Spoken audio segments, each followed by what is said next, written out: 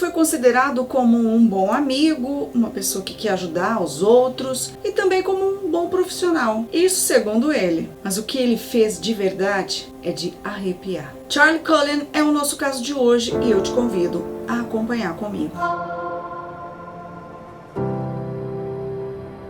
O caso de hoje traz a história de Charles Edmund Cullen. Ele era marinheiro e enfermeiro. Charles Cullen tirou a vida de dezenas, se não de centenas de pessoas. Charles Edmund Cullen nasceu em 22 de fevereiro de 1960 em West Orange, Nova Jersey. Ele passou por alguns momentos trágicos na sua família desde a infância. Ele era o caçula de 8 filhos. O pai dele era motorista de caminhão assim que o Charlie nasceu. Quando o Charlie tinha 7 meses, o pai dele acabou sofrendo um acidente de caminhão e perdeu a vida. Essa sempre foi uma passagem trágica na vida do Charles, tanto que apenas com 9 anos de idade, o Charles tentou tirar sua vida. Ele estava numa loja que vendia produtos químicos e ele ingeriu esses produtos para tentar tirar sua vida. Essa não seria a primeira vez, nem a única. Ele tentaria tirar sua vida várias outras vezes. Em dezembro de 77, ele perdeu a mãe em um acidente de carro. Quem estava dirigindo era sua irmã. Ela sobreviveu. Mas isso, juntando com a morte do pai, acabou tornando a vida do Charles infeliz, que era assim que ele definia a vida dele. Só que não para por aí não. A tragédia familiar continuou. Um irmão dele, logo depois, acabou morrendo com uma overdose de drogas. E um outro irmão do Charles também morreu um tempo depois de câncer. Agora imagina uma tragédia atrás da outra. Juntando a tudo isso, Charles era tido como um menino quieto, tímido, e muito reservado. E também ele sofreu muito bullying durante toda a sua vida. E tudo isso que o Charles passava fazia com que ele tentasse tirar a vida dele algumas vezes. Logo depois da morte da mãe, ele abandonou a escola. Aí ele acabou se alistando, na marinha, trabalhando num submarino. Ele chegou ao cargo de subpolicial, mas ele acabou tendo comportamentos estranhos, instabilidade emocional, e acabou sendo transferido para uma base de abastecimento. Pelas tentativas de tirar a própria vida, o Charles acabou fazendo um tratamento pela marinha. Só que em 1984 ele acabou recebendo alta. Era mês de março e neste mesmo mês o Charles acabou se matriculando em uma escola de enfermagem. Ele era o único homem do curso. Ele acabou sendo eleito depois o presidente da turma. Ele se formou em 1987. Assim que se formou, ele começou a trabalhar no Centro Médico de St. Barnabas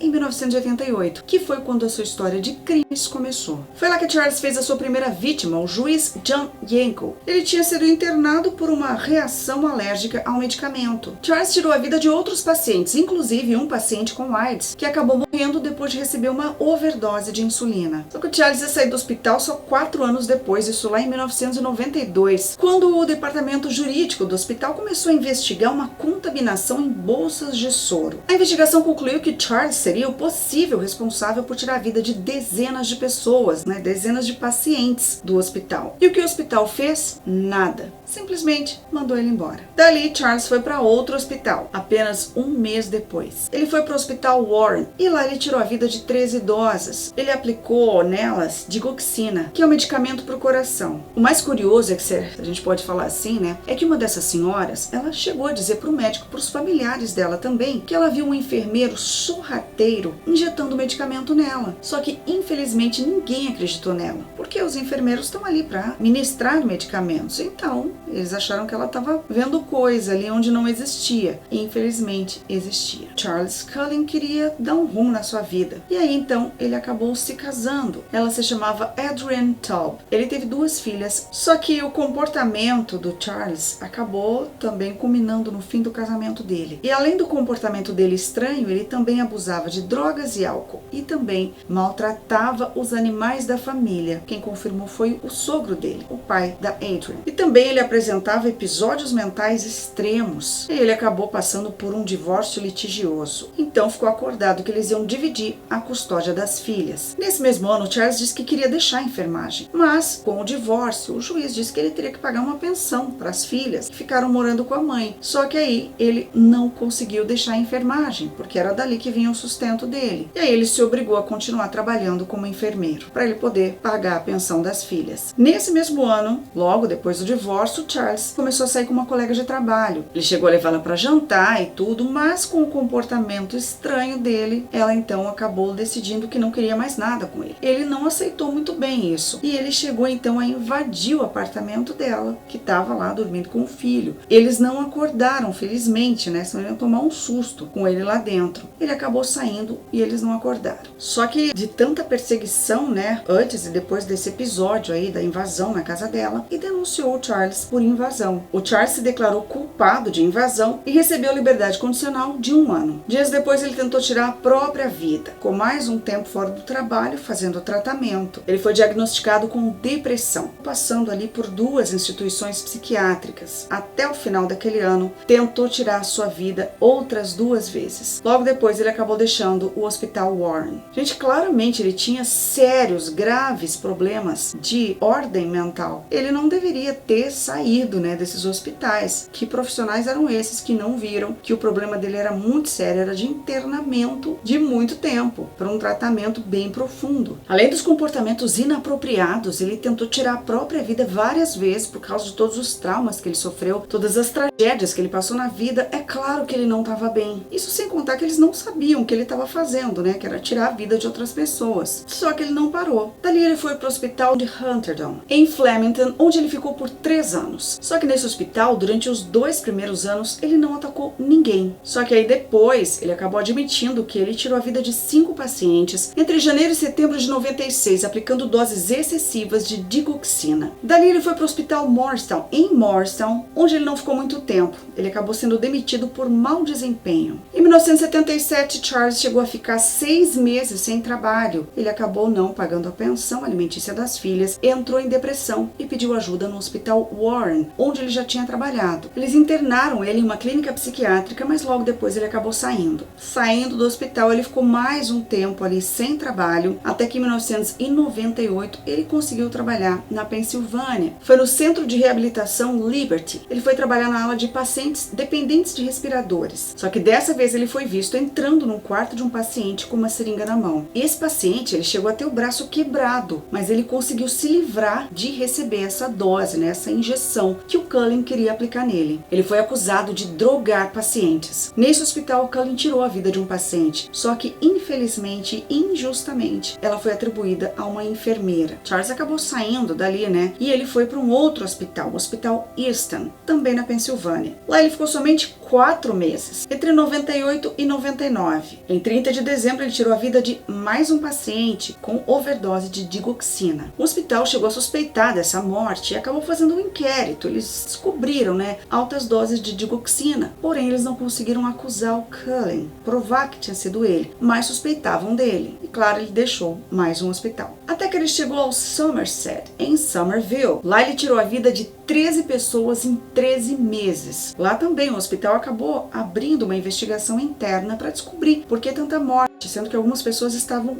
bem antes, não eram casos intensivos. E a morte delas não era esperada. Em alguns casos, como ele trabalhava, né, na área de pacientes intensivos, era mais fácil para ele disfarçar essas mortes, porque eram pacientes que já estavam, né, em estágio avançado da sua doença. Mas, em outros casos, não. As mortes não eram esperadas. E aí que geraram as suspeitas. Só que em vários outros hospitais que ele trabalhou, praticamente todos, as pessoas suspeitavam dele, só que ninguém nunca fez nada. Eles não queriam manchar a reputação do hospital, tendo um crime, né, associado à morte de um paciente por um funcionário do hospital, sendo exposto para todo mundo ver, para a mídia, né, para a justiça. Então eles queriam resolver internamente. O que eles faziam? Só mandavam ele embora e tiravam, né, desligavam ele do hospital. Só que eles fazendo isso, eles também têm uma certa responsabilidade, porque eles colocavam o Cullen à solta nas ruas, podendo então trabalhar em outro hospital, que era como ele fazia, tirar a vida de outros pacientes, de outras pessoas. E eles lavaram as mãos, simplesmente mandavam ele embora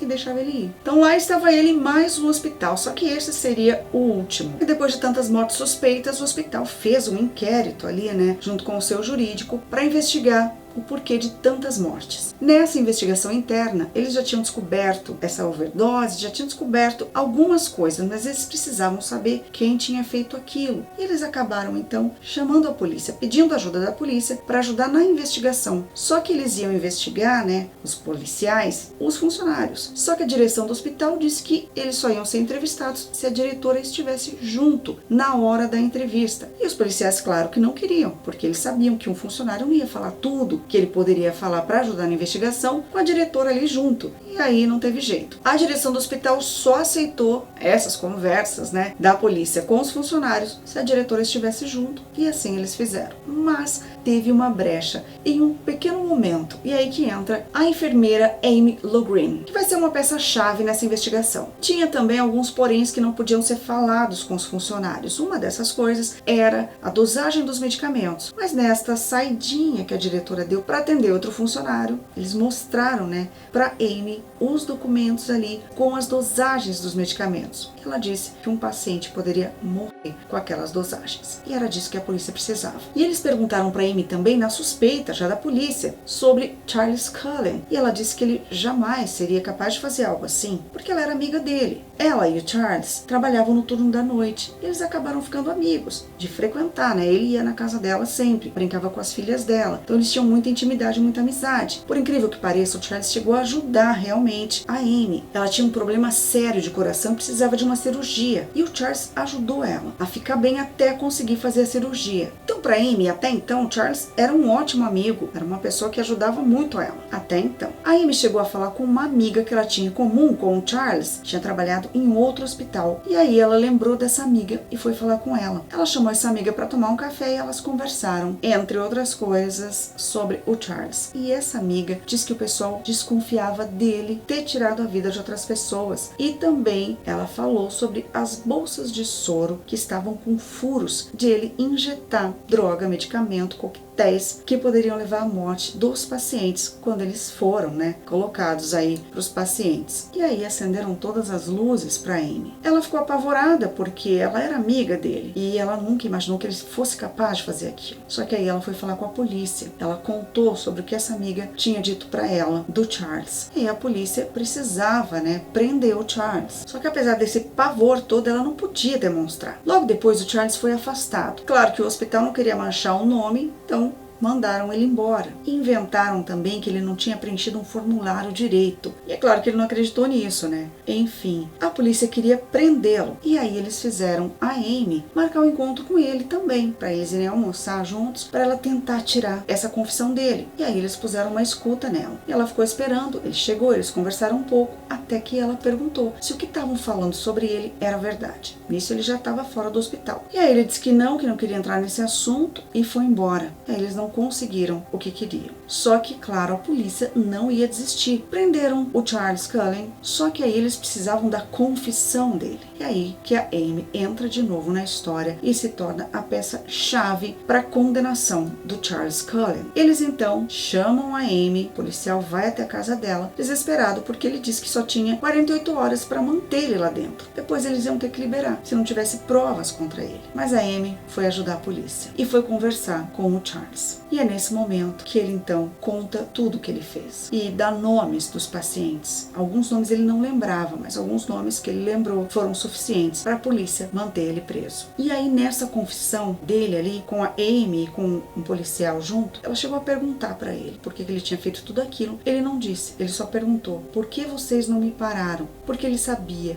que todo mundo sabia, que as pessoas desconfiaram dele, mas ninguém parou ele. Nenhum hospital queria ficar manchado com crimes, né, com assassinatos dentro da sua unidade. Com certeza eles têm responsabilidade nisso. Só que, por incrível que pareça, nenhum hospital recebeu uma acusação criminal. Essa prisão dele foi em 12 de dezembro de 2003. Ao todo ele foi acusado de 29 assassinatos, mas ele tinha confessado 40. Só que as autoridades suspeitam que ele tenha tirado a vida de mais de 400 pessoas. Em março de 2006, Charles Cullen foi condenado a 11 penas de prisão perpétua. Ele acabou se livrando da pena de morte porque ele acabou colaborando com a polícia. Ele cumpre pena na prisão estadual de Nova Jersey, em Trenton. Agora, Por que ele matava? Ele disse que ele tirava a vida dos pacientes para salvá-los, para ajudá-los, que era para evitar o código azul, que seria o quê? Os pacientes sofrerem com paradas cardíacas ou respiratórias, e também para evitar que os pacientes tivessem um tratamento muito prolongado, para evitar a dor deles e o sofrimento. Isso foi o que ele disse, só que não condiz com o quadro de alguns pacientes que estavam até bem, dentro do possível, mas que teriam alta logo, então não justifica essa resposta dele não. E o Charles também conseguia pegar os medicamentos porque ele descobriu uma falha no sistema. Ele chegou a dizer depois que quando a vida dele ficava estressante, matar era a saída. Ele disse que ele matou tantas pessoas que ele até perdeu a conta. Conhecido como o caso Cullen, chegou a mudar algumas leis do país. Segundo especialistas, faltavam requisitos a investigar melhor o comportamento inadequado e suspeito de alguns funcionários, e também pela proteção inadequada de alguns empregadores. Alguns funcionários dos hospitais, eles chegaram a avisar os outros hospitais quando o Cullen saía, daquele hospital, que era a forma que eles tinham de assegurar os outros hospitais que não contratassem ele. Só que ao invés de eles avisarem a polícia, não, eles só faziam boca a boca para avisar os outros hospitais. Mas quem contratasse ia contratar porque quis, Eles estavam lavando as mãos. Como assim, gente? Por isso que eu digo que os hospitais sim têm responsabilidade, só que nenhum deles foi responsabilizado, nem teve uma ação judicial contra eles em nenhum momento. Só que desde o primeiro hospital lá, quando desconfiaram dele, se tivessem chamado a polícia, tinha evitado essas 400 mortes. Depois do caso Cullen, New Jersey e a Pensilvânia e mais outros 35 estados, eles criaram novas leis que incentivavam os empregadores a dar avaliações corretas e justas para os seus funcionários, o desempenho deles, avaliações honestas, sem acobertar erros. Novas leis aprovadas em 2004 e 2005 reforçaram os requisitos de divulgação para a instalação de cuidados de saúde. Só esqueceram de ensinar os profissionais desses hospitais a chamar a polícia, que é quem realmente faz a investigação quando existe uma suspeita de assassinato. Bom, algumas atualizações desse caso. Em 2005, Cullen tentou doar um rim para o irmão de uma ex-namorada, mas o juiz negou, evitando também a reação do público, da família das vítimas e também pelo comportamento, o mau comportamento dele no tribunal. Em 2013, ele foi o primeiro assassino em série a ser entrevistado em 45 anos da história da revista CBS News. O caso de Cullen virou livro The Good Nurse, a história real de medicamento, maldade e morte, em 2013. Em 2022, o livro virou filme, traduzido para o português como O Enfermeiro da Noite, um filme da Netflix. Os atores principais Ed Redmayne como Cullen e Jessica Chastain como a enfermeira Amy Logren. E falando na Amy Logren, ela fez uma cirurgia de coração e está bem cuidando das suas filhas. Esse caso é realmente horrível e muito triste, principalmente pelas famílias que perderam seus entes dessa forma tão horrível. Você conhecia esse caso? Comenta aqui embaixo. Clica aqui, tem outros vídeos do canal para você conferir. Curte e compartilha. Se você gosta desse tipo de conteúdo, então se inscreve no canal. Ativa o sininho de notificações. Toda vez que tiver um vídeo novo, você vai ser notificado. Obrigada por assistir e a gente se encontra no próximo caso.